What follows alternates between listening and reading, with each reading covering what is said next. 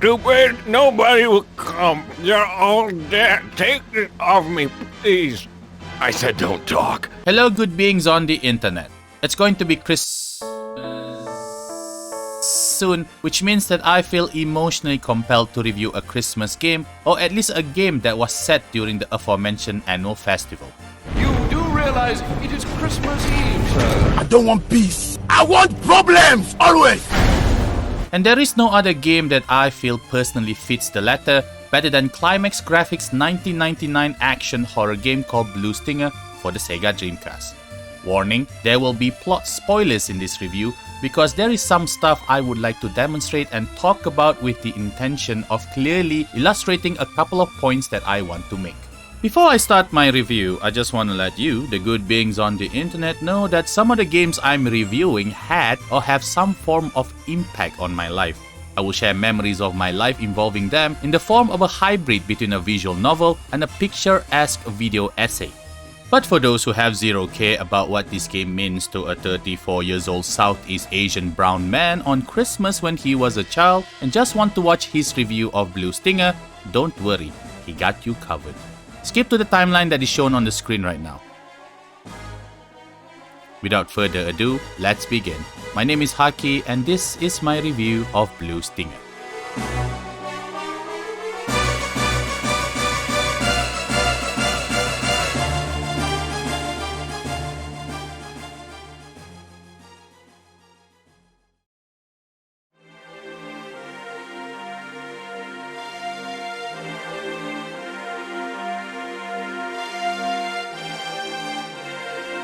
As a person who is a product of his country and upbringing, I don't really celebrate Christmas. And as a person who is disillusioned with a lot of stuff as he gets older, I don't believe in Christmas miracles or any other miracles as a matter of fact. But it would be a lie if I say that I had never experienced a semblance of those magical moments in my life. And I'm about to share with you two of those moments. The year was 1999. I was an annoying, stupid 12-year-old kid, much like most 12-year-old kids in Malaysia at the time. The only gaming peripherals that I had played and owned were the 𝘓𝘓, which was a clone console of the NES, and a decent family desktop computer. On the clone console, my sibling and I played a lot of Gundeck, which is called Vice Project Doom on the Western releases. It was the first game that I can remember off the top of my head where I had done some sort of a challenge run where I beat it using nothing but the laser whip that my character has. I had mistaken it to be a sword all these years. I didn't know what a challenge run was. I just want to beat the enemies and bosses up close and personal. I also played Rockman 6, in which I managed to convince my classmate to lend it to me for a while. I also had that 999,999 in one game that has like 10 games being repeated in a single cartridge to give the illusion that there are almost a million games in it. One of those games was a bootlegged Street Fighter game. I remember how my elder sister used to beat me and my brother physically if any of us won against her in a match. She studied Taekwondo back then and probably used us as a punching bags to practice her punches and kicks. She was a mini little girl. There were also characters that we can't use to fight her, and one of them was Mario. Or Marie, apparently. Well, it is a bootlegged Street Fighter game after all. In all truthfulness, we didn't know who or what Marie was. We didn't know that he was a ripoff of a famous Italian plumber game character made by Nintendo. We didn't even know that we were playing bootlegged game on a clone console. I mean, how could we? We were kids. Common Malaysian folks back in the day didn't really know about the Nintendo craze that was going on in the States and in Japan. Only the hardcore gamers back in the 90s would have known them. In fact, none of their consoles were officially sold to the Southeast Asian market due to the fear of piracy. Hence why there are a lot of Southeast Asian kids who came from middle class families only had a family desktop computer and a 𝘓𝘓 to play games with. And I bet none of those families, including my own, managed to keep playing the clone console for long because of how cheaply it was made. Either the controllers eventually die or the console itself. But if you are a bit richer than the typical Southeast Asian middle class family or a bachelor with a decent income in the 90s, you are probably one of those people in Malaysia who owns a PlayStation or a Sega Mega Drive back in the day. My uncle had those aforementioned consoles. Sometime around 1998, He used to stay next to my family house, which was my late grandmother's home before my family moved out to a different area because my dad had gotten contracts to work overseas.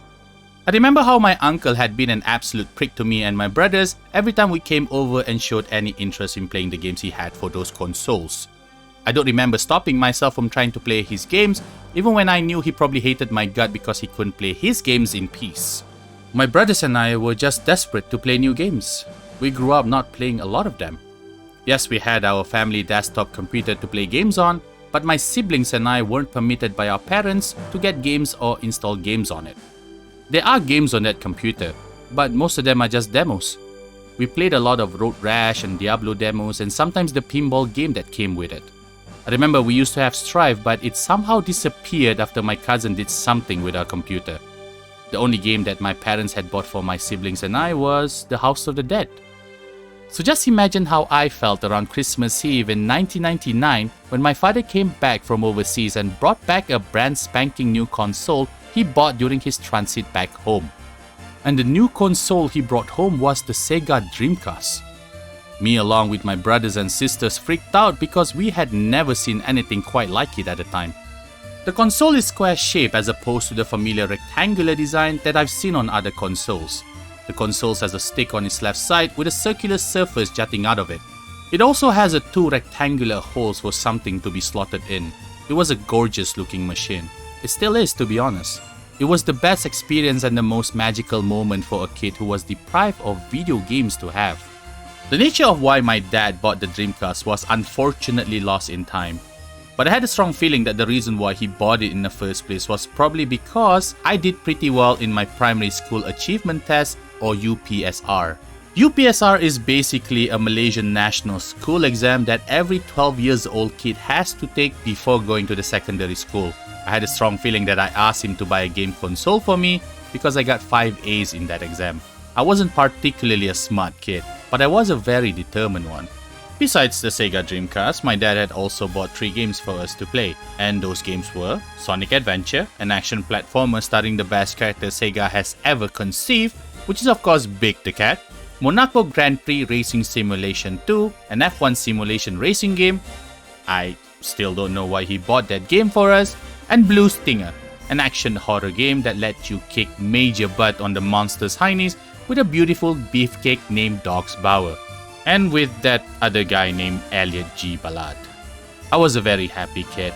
It wasn't just because I had a new console with fantastic graphics to play with, but that day was also the day where my parents gave me and my siblings leeway to play games on both the Dreamcast and the family desktop computer from that point onwards. We can finally play games without getting scolded, most of the time. The only tragic thing that happened to us on that day was my dad didn't buy us a visual memory unit, or VMU, which is a memory card for the Dreamcast that is its own game console smaller than the palm of my hand. Since we couldn't store any progress we've made, my siblings and I had spent months trying to beat Sonic Adventure and Blue Stinger in one sitting. But we didn't manage to finish those games because we only had a small 1 to 2 hour time window before we had to turn off the console and eat lunch or dinner together as a family. I remember my mom scolded me for leaving the Dreamcast on for too long, so I didn't want to piss her off and made her take the Dreamcast away from me. But that changed sometime in 2000 when my dad came back home once again from overseas and got us not 1 but 2 VMUs for us to store the progress we've made in our games on the Dreamcast. My siblings and I didn't waste any time and booted it up immediately after. We were finally able to play Sonic Adventure and Blue Stinger to completion. I can finally enjoy fishing my naughty little frog at a leisure pace in Sonic Adventure and also grind enough money for that bloody expensive ray gun in Blue Stinger. Plus, I can continue the game later on if my mother decided to yell at me for playing games too much. And I did play games too much, specifically those 2 games along with my youngest brother. In Blue Stinger, we had fun beating the monsters in the game with the many melee weapons of Elliot G. Ballard and drop-kicking them pro-wrestling style with the hot beefcake that is 𝘗𝘃𝘠𝑐. The drop kick is a powerful kick that can kill monsters in the game instantly, and we never knew how to execute it properly. I only just figured it out during my playthroughs of Blue Stinger for this review. When we finally get to the final boss of the game, I remember being furious for not being able to kill it without dying over and over again. My brother also got furious because he couldn't physically see how that boss was dealing damage to us. It was breathing fire at us, but somehow it always managed to clip us even though we were pretty sure that we dodged its cheap fire attacks. We beat the boss again in our subsequent playthroughs, but it was a pretty hard boss fight and we felt that we just got lucky with it every time we beat it. On our last playthrough, we killed him easily using the final weapon that we've unlocked after beating the game a couple of times, but we still get clipped with those cheap fire attacks. Until now, there's always this nagging voice at the back of my head wondering if I'm able to beat the final boss of that game without getting any damage. But hey, I finally got to play video games on my own console with impressive graphics and gameplay at the time. Despite being a 34 years old Southeast Asian brown man who no longer believes in miracles, I couldn't stop thinking how much it felt like a Christmas miracle to me.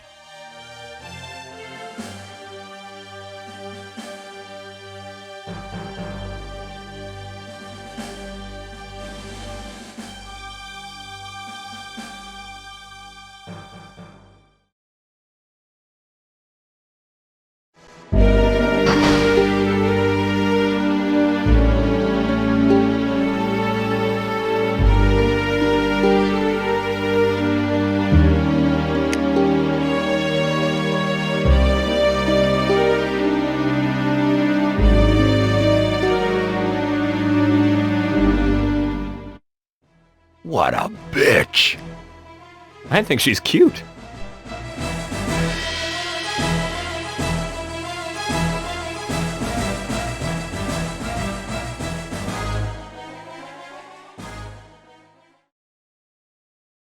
If you somehow manage to kidnap me, drag me into a secluded area, point a blicky to my face, and then ask me to review Blue Stinger in a sentence, I would say that Blue Stinger is an absurd yet great third-person action game with body horror and comedy elements fused in it, and it could have been one of the greatest third-person action game ever made in the late 90s if it wasn't for the camera issues and divisive camera perspective which exists on the Western and Japanese releases of the game. If you then threaten me again and ask me to simplify it more, I would then ask you to just blink me away from existence because honestly, that's the best answer I got. Despite the camera issues I had from both versions of the game, I couldn't stop playing and loving Blue Stinger as I'm reviewing it. Of course, I acknowledge the camera problem as well as other technical issues it has.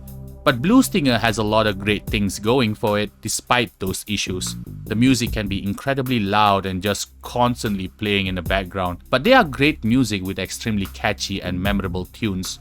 The combat feel like it could use a little bit more time in the oven, but it is fun and enjoyable regardless. The voice acting deliveries are awful at times, but they are also awfully entertaining most of the times. It actually complements its absurd story. This is a dumb fun game with great gameplay, pacing, despite its camera issues. But I'm getting ahead of myself. What is Blue Stinger? Blue Stinger is an action horror game released on September 9, 1999 as one of the launch titles for the Sega Dreamcast. It was developed by Climax Graphics, the same developers who also made 𝘂𝑏leed for the Sega Dreamcast. The game opens up with an intro where a giant meteorite crashed somewhere in the Yucatan Peninsula 65 million years ago. The crash then wiped out all of the dinosaurs on Earth, causing the extinction of the said species once and for all. The meteorite had also sunk 400 kilometers of land in diameter due to its devastating impact. Strangely enough, a tiny island which is located at the point of the impact still stands, and that island also has the same size as the giant meteorite that crashed and wiped out the dinosaurs. For its connection to what happened 65 million years ago, that tiny island is now known as Dinosaur Island. Cut to the year 2018, which is the present day in Blue Stinger's timeline. Another meteorite that looks stranger than the previous one is making its way to Earth once again. We then cut to one of the characters you'll be playing in the game, Elliot G. Ballard, enjoying his vacation with his buddy Tim on a ship and just a shore away from Dinosaur Island. 𝘗𝘰𝘮𝘢 is an elite member of the Emergency Sea Evacuation and Rescue, or 𝘐𝑒𝑟 for short. After he stopped childishly mimicking the shape of the island with his hand, Elliot then asked him why 𝘗𝘃, a mega-tech corporation in this game's world, built such a huge research lab on a tiny island that is Dinosaur Island. 𝘗 replies he of course has no idea why they did that because he is just a crew member of the supply ship. Elliot, while sitting in a position that is inhumanly possible, makes a remark on how fancy the boat that they are on right now for a crew member of a supply ship like 𝘗 to have. 𝘗 replies that the fancy boat doesn't really belong to him but was rented to him by the 𝘗𝘃 tech group thanks to the connection that Captain Dogs had with the aforementioned group. But as part of that deal, 𝘗 and Elliot have to fully decorate the ship before they return it to 𝘗𝘃 Tech Group because the group wants to have a Christmas party on that ship. Elliot is baffled that he has to decorate the boat on his first vacation that he has finally gotten after working for 2 years in 𝘐𝑒𝑟.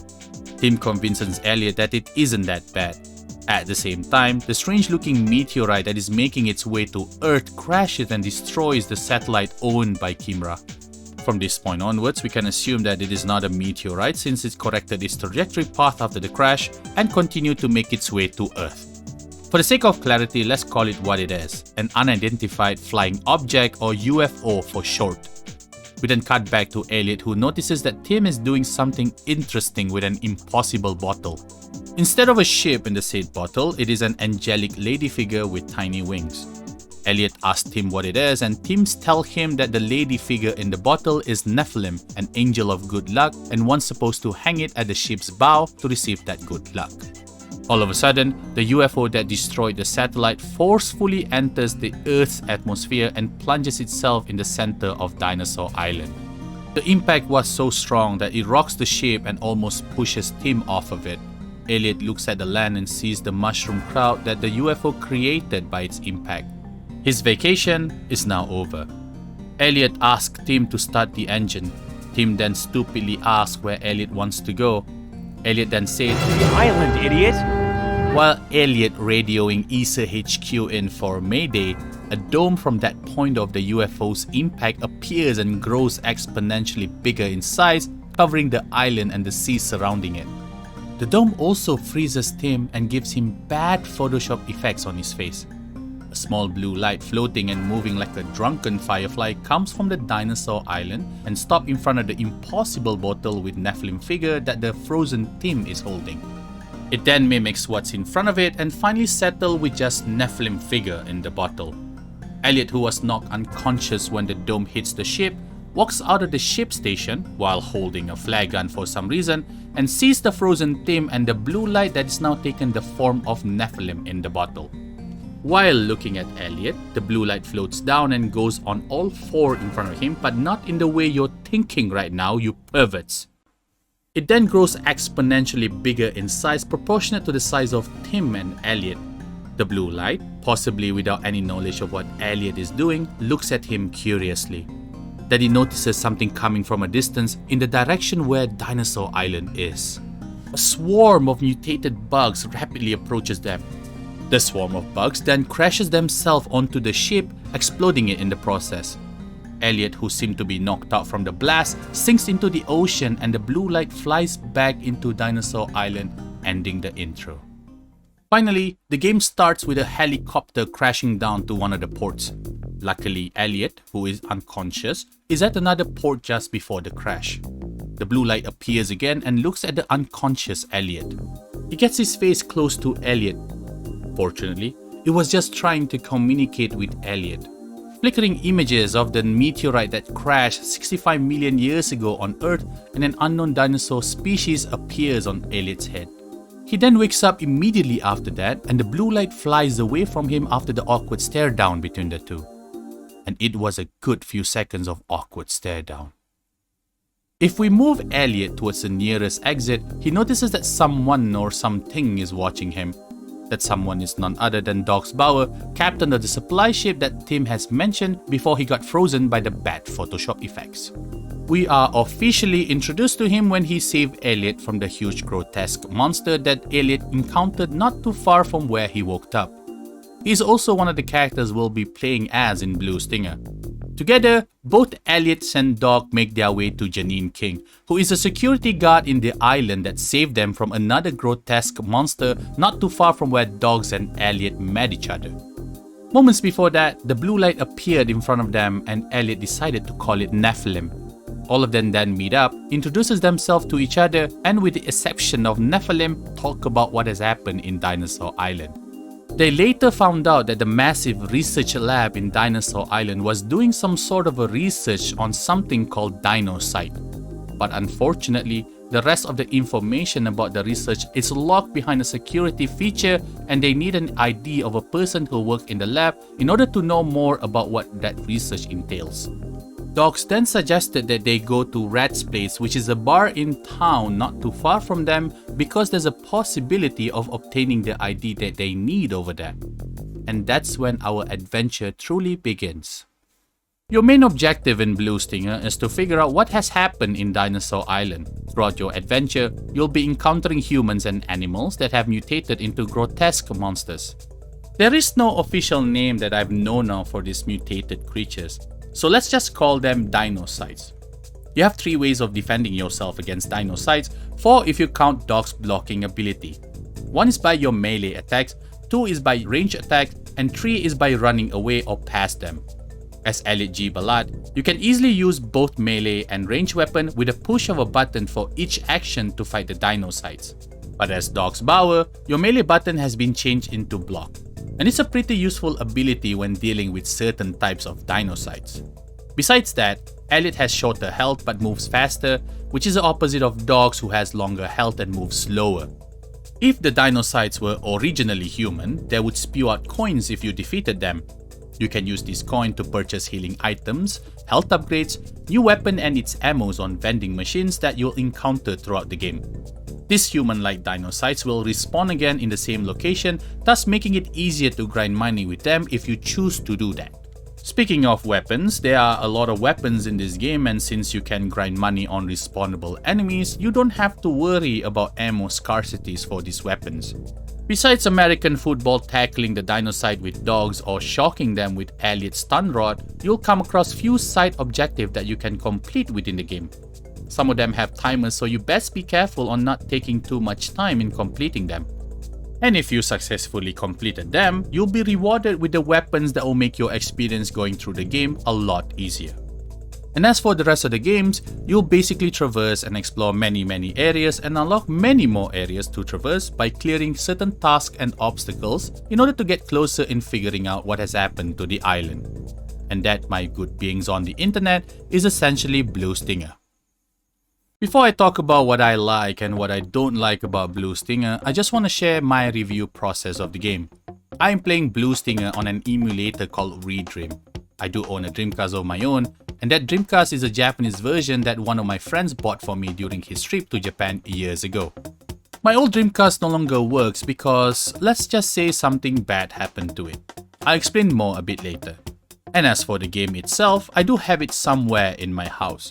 It's the European version of 𝘂𝘂𝘀𝘀, the version with a fat CD case to accommodate its fat booklet. But the CD is all scratched and banged up because I was just generally terrible at keeping games properly in their cases when I was a kid. My girlfriend, however, helped me get the Japanese version of 𝘂𝘂𝘀𝘀 on eBay, but that won't come to me anytime soon. 2 reasons why I ordered the Japanese version of 𝘂𝘂𝘀𝘀. Number 1, it is a cheaper copy of the game that we could find on eBay at the time, and number 2, I own a Japanese version of Dreamcast and that makes it easier to play the game on it. Yes, I do know about the camera difference between the Japanese version of 𝘂𝘂𝘀𝘀 and its Western counterpart. I mentioned it before, remember? And after playing those versions of the game, I still decided to buy the Japanese version of 𝘂𝘂𝘀𝘀. We'll talk more about in depth why I decided to do so later on. I can burn a copy of 𝘂𝘂𝘀𝘀 and play it on my Dreamcast if I want to. However, I no longer own a PC that has a CD/DVD burner as well as blank recordable CDs to do that. Plus, playing a burned copy of Dreamcast games usually results in possibly longer loading times than the original copy, as well as experiencing stutters that didn't exist originally in it. It will also possibly ruin my Dreamcast while playing it.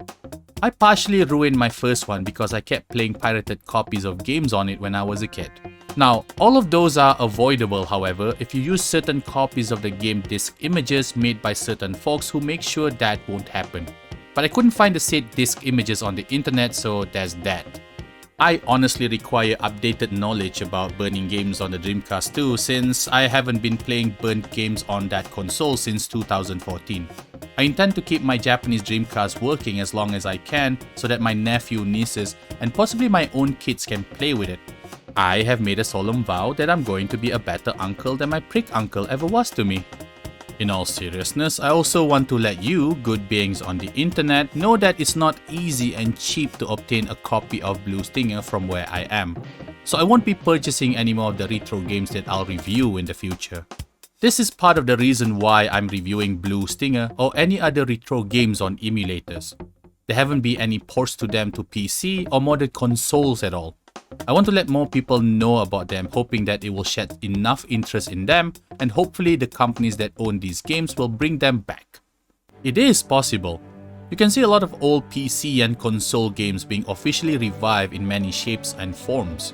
In my review of 𝘂𝘂𝘂 and those exclusive retro games that I enjoy, regardless of its flaws and shortcomings, warrant any one of those revivals too. From historical and artistic perspectives, to have polished versions, as well as easier and official access to them, are the least thing that this game deserves. But I digress. Reviewing or playing 𝘂𝘂𝘂𝘂 on ReDream has its pros and cons. On the negative side, the water effect is not working correctly due to the way Dreamcast sorts the polygon of the game. I did try to change the polygon sort accuracy to something else. Whilst it fixed that issue, it seems to break other effects in the game.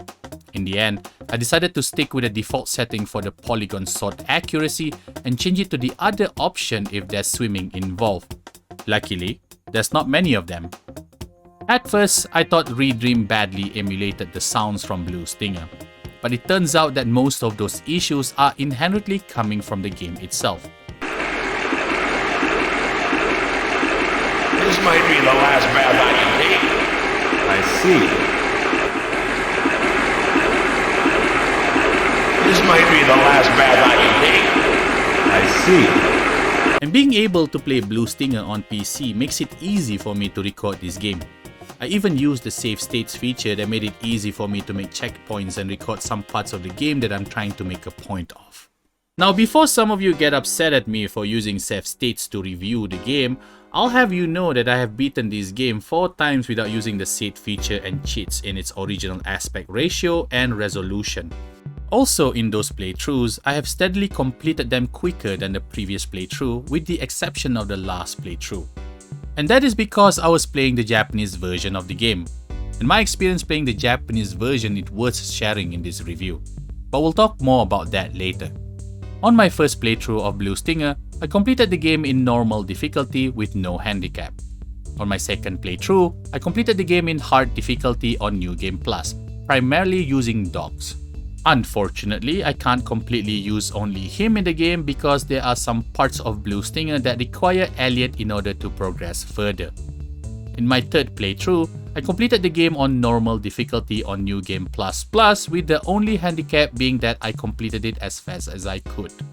The reason why my subsequent playthroughs were completed on the same save is because after you completed 𝘂𝘂𝘂𝘂𝘂 for the first time, you are rewarded with 100 small 𝘕𝘂 and 100 large 𝘕𝘂, which are healing items in the form of canned beverages that you can use in the game. Besides getting those healings items, you also unlock different modes based on what difficulty, how many times, and /or how long did you take to complete the game. On my last playthrough, I completed the Japanese version of 𝘂𝘂𝘂𝘂𝘂 using only Elliot on normal difficulty. After I've done all of those playthroughs, that is when I decided to play the game one more time on normal difficulty and record the footage needed for this review. I debated with myself whether or not I should turn on the unofficial widescreen support for the game, but I decided to just bump up the resolution so that you can witness the beauty of 𝘗𝘃𝘂𝘂 and his 𝘗𝘃𝘃𝘂𝘃 in higher quality. Now that we got that out of the way, let's talk about my experience playing 𝘂𝘂𝘂𝘂𝘂. Playing 𝘂𝘂𝘂𝘂𝘂𝘂 again is still surprisingly fun after I haven't touched it for more than a decade. From the moment I started beating the first monster I saw in the game with my bare hands and then proceeded to ragdoll his sorry butt while simultaneously chop one of its limb off with a beautiful spinning backhill kick, I knew that I'm once again going to have a crazy, absurd power tripping ride in 𝘂𝘂𝑠𝑡𝑖𝑛𝑔𝑒𝑟. I know that to enjoy 𝘂𝘂𝑠𝑡𝑖𝑛𝑔𝑒𝑟 is not to take it seriously. Heck, I knew it back then that 𝘂𝘂𝑠𝑡𝑖𝑛𝑔𝑒𝑟 is a dumb fun game. This is a video game in 1999 where you can purchase steak plates and sushi plates to increase your health bars on vending machine. This is a video game in 1999 where you can stunlock a mini boss to death with sumo slaps or punches till it spits out coin generously like water fountain if you equip a sumo t-shirt as a weapon. You want lightsaber? The game got you covered. What's that? You more of a big melee weapon type of guy? No worries, boo. Just buy a jumbo club and proceed to go anga bunga with the bad monsters. Did I mention that this game has a crazy plot? Have you ever played a game where your character progressively mutated into one of the monsters he's been fighting because he swallowed a bit of the slime monster that he fought moments before? And throughout the mutation, he temporarily obtained Spider-Man power? And sometime after that, he also accidentally created a mini-boss with his unhealthy looking urine for you to fight? And when he was relieving himself, he was being watched by your other character who was forced to wear a Santa outfit in order to get through a germ-free lab? Seriously, have you ever played a game centered around Christmas where the main character made a mini-boss with his green pea? Coupled with 𝘂𝘂𝑠𝑡𝑖𝑛𝑔𝑒𝑟's awfully entertaining voice acting, Dogs, thank God you're here. Ready to pay off your debt? Dang, he's alive! I was hoping you'd be dead so that I'd be debt-free. That's too bad. Most of my clients are dead. and questionable dialogues, I knew it. She's perfect. She's my kind of girl. the game becomes this savory potato cake that you can't seem to get enough of. You're not supposed to work! I don't know how to properly express the feeling I had when I slash or blast my way inside a market filled with monsters, collecting stamps to access second floor of the market that have vending machines with better weapons and items, all while a catchy Christmassy music playing loudly in the background. Merry Christmas and Happy Holiday! Let's join in the Happy Market Christmas Stamp Rally now! Walk all over the store! Pin Pin Tina! Pin Pin Sparky! Taco Pin Sneak! Toto Pin Back! Collect all 4 stamps! When you collect all 4 stamps, you can purchase great items with a special discount on the second floor! Yay! It was an absurd and a twistedly pleasant experience. 𝘂𝘂𝑠𝑡𝑖𝑛𝑔𝑒𝑟 is a dumb fun game in its spirit. But it's not just a dumb fun game. Between those absurd funny moments, the game has great pacing between story and gameplay. It has memorable tunes with composition that gave me a sense of urgency when playing it. It made me feel at times that finishing the game as fast as I could is the most optimal experience I'll get out of the game. 𝘂𝘂𝑠𝑡𝑖𝑛𝑔𝑒𝑟 is not particularly a fast-paced action game, but because of its music, most of it anyway, the game makes me feel like it is one. Let's listen to a few of them for a bit to illustrate my points.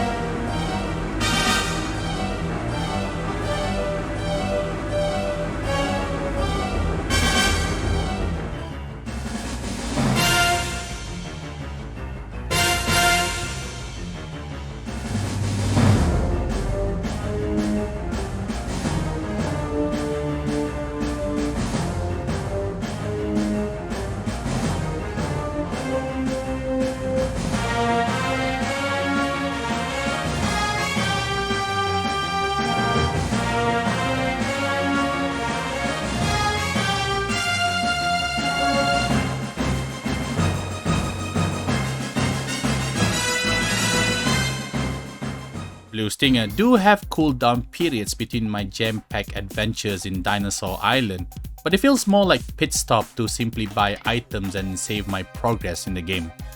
Besides that, it also has a simple but interesting combat supported by a good amount of simple but interesting weapons that keep the battle encounters fresh. To call it a shooting game with a few melee weapons is an understatement since it has a healthy amount of both types of those weapons. Using either of the characters during combat encounters are enjoyable in their own ways. The task or the obstacles that I had to do or solve in order to proceed further into the game were entertaining and strangely make sense within the context of the game with its level of absurdities and nonsense. The optional or the side objectives I can do in the game were rewarding if I completed them successfully, and I can't help but to wish that there are more of these moments as I play through the game. I didn't feel like any of the areas and levels I've traversed overstayed its welcome. We'll talk more about the areas and environments later when I talk about the Japanese version of the game. If you had watched my review of Dead Space before this review, you know that I don't mind a few problems I had with the game. I wrote those issues off as me being nitpicky because they genuinely were nitpicky issues to me. I don't know if the same could be said with most of the problems I had experienced in Blue Stinger, but I still don't mind them. The dated graphics, animation, pesky enemy designs, and some of the gameplay issues I had in the game are just Blue Stinger being a product of its time and age. There are a few games with these exceptions, but I'm just stating it generally being a game in the late 90s. I also don't mind that the game had sound issues and the music being so loud when you play the game.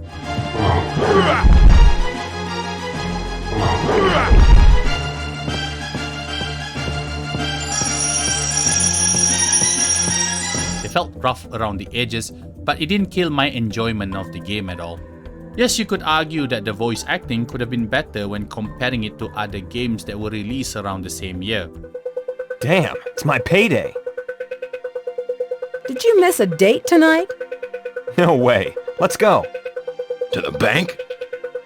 No, to the place where the blue light's at. Call me when you need me, Janine. Let's help each other, friend. I don't trust you, Balzac. I sense that you're not coming clean with me on this. But I'll do it for my Casca. Excellent. We have an agreement. You're not gonna believe this. He was attacked by some kind of dinosaur. Now that's a good one. So, who was it? Ernie? This isn't a joke, you idiot. We were just attacked by a big-ass lizard. You're the bartender, huh? Hard to recognize you with all those bandages. And by the way, my name isn't Johnny. It's the super ultra sexy hero, Zach. What the hell are you talking about? Stand up or I'll leave you here. What happened? It doesn't hurt anymore. I'm cured. Yeah, and so I cured you, so what? You? You cured me. But I was almost dead. I'm confused. So you really are an angel? Don't be foolish. Do you really think that there are angels on Earth? To be honest, I don't have problems with the game's voice acting because I love how bad and memorable it was.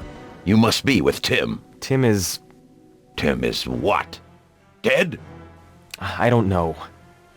I don't know. I don't know! Welcome home, tough guy. This is for you, honey. What? I feel sick. What's wrong?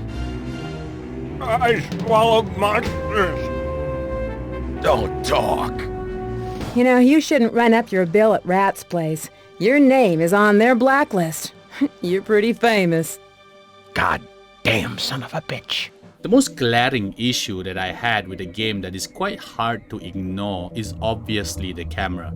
On the Western release, the camera follows my character tightly and pretty closely in the back. This makes it difficult to maneuver my character during enemy encounters, especially in narrow hallways and small rooms. If my character is backed against the wall, it's hard to see what's in front of them. This leads to some frustrating combat situation, especially with the pesky bugs and the fast-moving dinocytes. These problems that I've had, shockingly, do not exist in the Japanese version of the game. For those who are unaware, 𝘂𝘂 was published outside of Japan by a company called Activision. A request was made by Activision to change its camera to what you see now in the Western releases before it was published. This massive change is not completely suitable for the game's designs and its environment. Instead of cameras that follow behind the character I'm controlling at all times, the Japanese version uses fixed camera angles that shift from time to time, showing my character from a wide-angle perspective. The stars of 𝘂𝘂 weren't just the characters and the dinocytes in the game, as they were also the environments. I can actually see that the camera would prioritize them from time to time when I'm moving through the areas. And they were not just placed there for artistic reasons either. Let's use the early part of the game as an example. When I had to rescue someone who was trapped in a shuttle that was about to fall down, I got lost and confused for a while as to what I had to do in order to stop that. I headed to the shuttle itself, but it won't open. So I killed the monsters that were near the shuttle entrance, thinking that the door would open because I thought it was just part of that 90s game logic. It still didn't. By the time I figured out that I had to interact with a console on the previous room that I missed to prevent the shuttle from falling, it was already too late. Of course, on my second and third playthrough of 𝘂𝘂, I saved the person and got a nice reward for doing so. But on my playthrough with the Japanese version of 𝘂𝘂, I could see the console from where I was the moment I entered the room. This is just one of the many examples where the cameras on the Japanese version of 𝘂𝘂 were strategically placed to give clues to the player on how to complete certain objectives and also what's possibly going to happen. And the areas with those pesky bugs, especially in small room and narrow hallways, were less frustrating to deal with compared to what I had to experience in the Western version. But it didn't mean that the camera in the Japanese version was perfect. There were a few moments in the game where I felt that the game favored the environments too much. Sometimes it behaves erratically when I'm moving through certain areas in the game. It was slightly harder to be precise and land hits with melee weapons since the camera perspectives for the Japanese version of the game are further away in comparison to the Westerns. Despite the Western version having more problems with the camera that wasn't meant for the game in the first place, I had more fun using the melee weapons in it. It felt nice to see the carnage it was causing in a closer view in comparison to the Japanese version of 𝘂𝘂. But as you may know, I decided to buy and own a Japanese version of 𝘂𝘂 despite feeling divisive from the camera perspective that each version has. Besides it being cheaper and because I have a Japanese Dreamcast, the reason why I got it was because the game was designed with that camera perspective in mind. And I also got less annoyed with the pesky bugs and fast-moving dinocytes since I can clearly see where they were during combat encounters. And that's it. Those are the only reasons why I bought it. Other than that, the game is practically identical with one another. Well, some of the parts in the market section of the game are uncensored.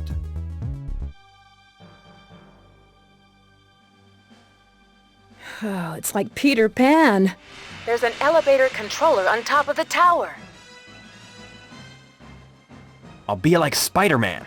As I have stated in the beginning of this review, 𝘂𝘂 is an absurd yet a great third-person action game with body horror and comedy element fused in it. And it could have been one of the greatest third-person action games ever made in the late 90s if it wasn't for the camera issues and divisive camera perspective that exists on both the Western and Japanese releases of the game. And I honestly feel that this game deserves a re-release much like what Sega did with their other Dreamcast games that they own the rights to. Now that will make a 𝘗𝘃𝘔 miracle that I will experience in my life if it actually happens. By that time, maybe I might believe in miracles a little. My name is Haki, and that was my review of 𝘂𝘂. Merry Christmas and Happy Holidays. Stay healthy, everyone. Oh, what is it, you? Right. So remember when I said in my childhood story that it was pretty difficult to beat the final boss of 𝘂𝘂 without getting damaged by his cheap fire attack?